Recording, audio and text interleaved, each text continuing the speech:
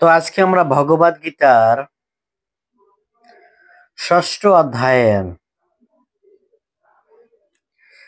৫ নম্বর শ্লোকে আলোচনা করব। আর ৫ নম্বর শ্লোকে ভগবান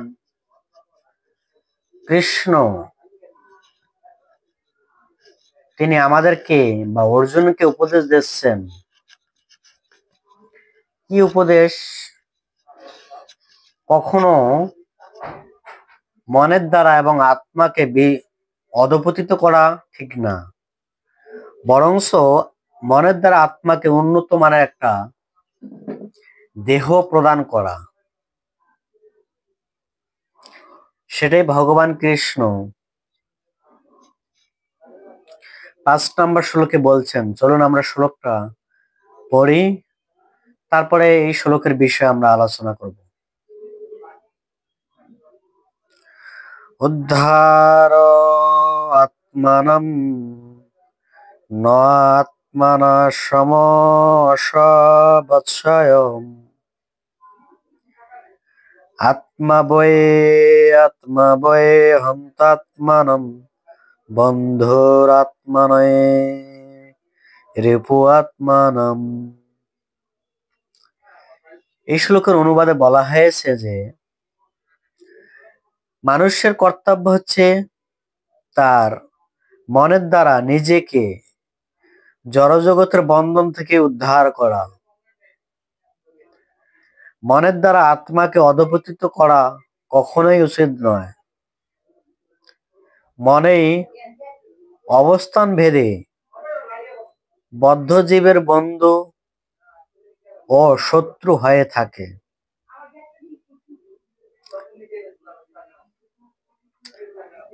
এখানে বলা হয়েছে, যে কথাটা বলছেন এটা বাস্তবসম্মত। কেন বাস্তবসম্মত? আসলে আমাদের শত্রু কে? আমাদের শত্রু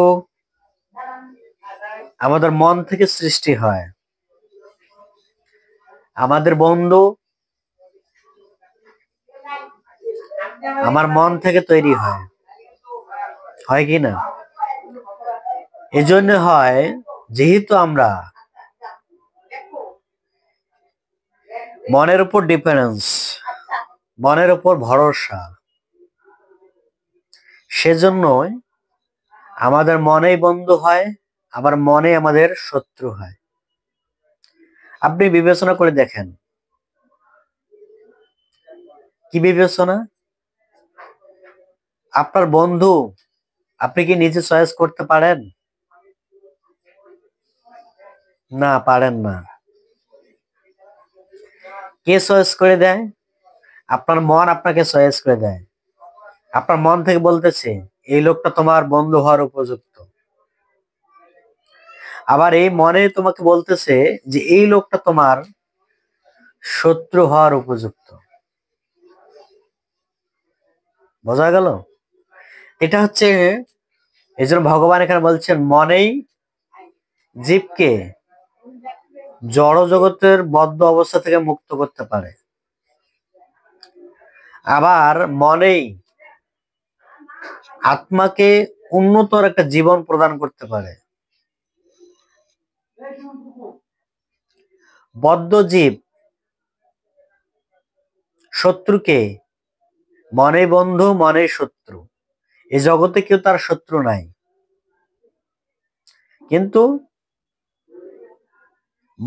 যেহেতু আমরা মনের দ্বারা পরিচালিত হই, সেজন্য আমাদের এটা সমস্যা হয়। কিন্তু আমাদের কর্তব্য হচ্ছে, প্রত্যেকটা ব্যক্তির কর্তব্য হচ্ছে বুদ্ধির দ্বারা পরিচালিত হওয়া, তাই কি না? আপনি বুদ্ধির মাধ্যমে যদি পরিচালিত হন, তাহলে জগৎকে আপনি বুঝতে পারবেন। আর কদাচিৎ মানুষ, বুদ্ধি তো দূরের কথা,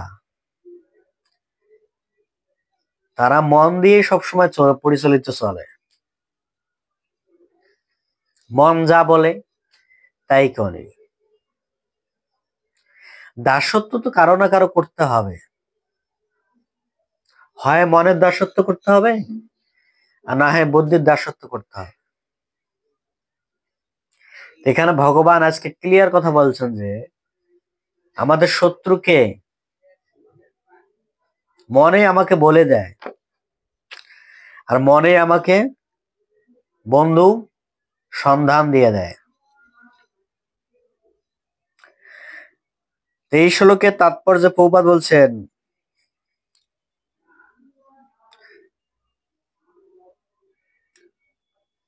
মন বদ্ধজীবকে অজ্ঞানতার পঙ্কিলতা থেকে উদ্ধার করতে সমর্থ হয়।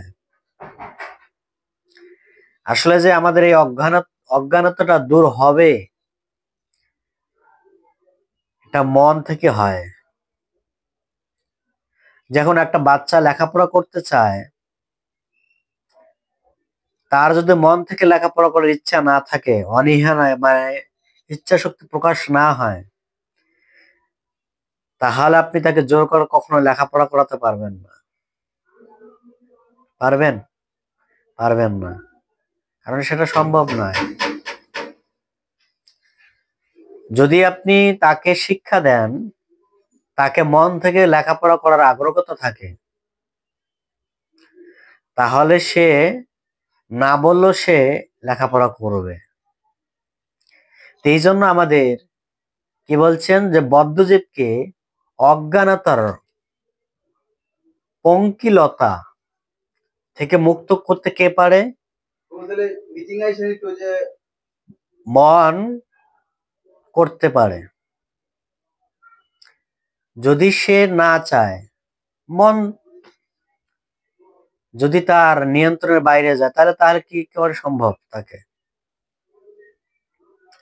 আমরা যতই চেষ্টা করি না কেন, পঙ্কিলতা অজ্ঞানতা দূর করা এত সহজ না। কি করে সম্ভব? এই জন্য আমাদের কলিযুগের সমস্যা কি? আমরা সবসময় মনের দ্বারা পরিচালিত হচ্ছি, কিন্তু ভগবানের শুদ্ধ ভক্ত হতে গেলে বুদ্ধির দ্বারা পরিচালিত হওয়া প্রয়োজন, মনের দ্বারা না। মনকে নিয়ন্ত্রণ করতে পারি। মনকে কে নিয়ন্ত্রণ করতে পারে? বুদ্ধি নিয়ন্ত্রণ করতে পারে। আপনি জানেন আমাদের কটা ইন্দ্রিয় আছে? 5টা কর্মেন্দ্রিয়, 5টা জ্ঞানেন্দ্রিয়, 10টা ইন্দ্রিয়। ঠিক আছে? আর এই 10টা ইন্দ্রিয়কে পরিচালনা কে করে? মন করে। তা আমাদের যদি মন নিয়ন্ত্রণ হয়, তাহলে এই 10টা ইন্দ্রিয় অটোমেটিক কি হবে? সন্তুষ্টি বা স্থির হয়ে যাবে। যখন একটা ব্যক্তি মনের দ্বারা কোনো কিছু চিন্তা করে, তখন তার সবকিছু ইন্দ্রিয় বেগমান হয়। সাধারণ এক্সাম্পল, যদি কোনো একটা ছেলে মনের দ্বারা কোনো নারীকে ভোগ করার বাসনা করে, তাহলে অটোমেটিক তার কি করে? ইন্দ্রিয় সতেজ হয়ে যাবে। কি করবে? জেগে উঠবে। কিন্তু এই মন দিয়ে যদি সে চিন্তা না করে, শারীরিক সামনে যত সৌন্দর্য রূপবতী দেখুক না কেন, কখনোই তার ইন্দ্রিয় কি হবে না? বিচলিত হবে না। এই জন্য আজকে এখানে বলছেন ভগবান যে মানুষের কর্তব্য হচ্ছে তার মনের দ্বারা নিজেকে জড় জগতের বন্ধন থেকে মুক্ত করা। প্রত্যেকটা মানুষের কর্তব্য হচ্ছে এই জড় জগতের বন্ধন থেকে মুক্ত হওয়ার একটাই লক্ষ্য, সেটা হচ্ছে মনকে যদি আমরা স্থির করতে পারি, মনকে যদি আমি নিয়ন্ত্রণ করতে পারি, তাহলে সমস্যা সমাধান। সেটাই আজকের শিক্ষা। হরে কৃষ্ণ।